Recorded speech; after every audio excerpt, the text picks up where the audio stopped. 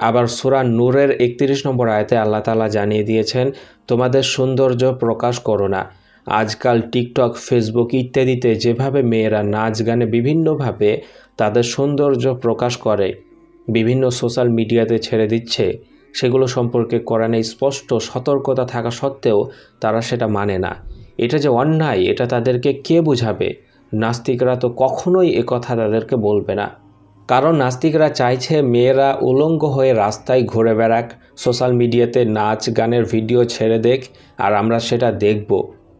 এইরকম নাস্তিকদেরকে কি আপনি ভালো চোখে দেখবেন? আপনি কি ভালো বলবেন? যে নাস্তিকরা আপনার ঘরের মা বোনকে উলঙ্গ হয়ে নাচতে বলে, যে নাস্তিকরা আপনার মা বোনকে উলঙ্গভাবে গান বাজনা করে সোশ্যাল মিডিয়াতে ছাড়তে বলে, সেই সব নাস্তিকদেরকে আপনি কিভাবে ভালো বলতে পারেন? এরকমই আর অসংখ্য আয়াত আমি আপনাদেরকে দেখাতে পারি যেখানে মহান রব্বুল আলামিন জানিয়ে দিয়েছেন যে তোমরা ভালো পথে এসো, ভালো কথা বলো, একে অপরের সহযোগিতা করো, কারো ওপরে অন্যায় অবিচার অত্যাচার করবে না। এরকমই কথা দিয়ে ভরপুর কোরআন মাজিদ।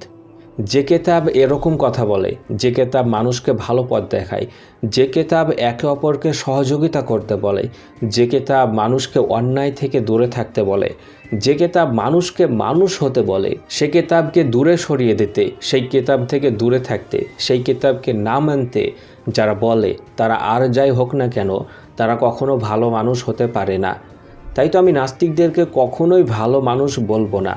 তাদের যতই মিষ্টি মিষ্টি কথা আপনি শুনবেন, কিন্তু তাদের ভিতরে রয়েছে একটি শয়তানি রূপ।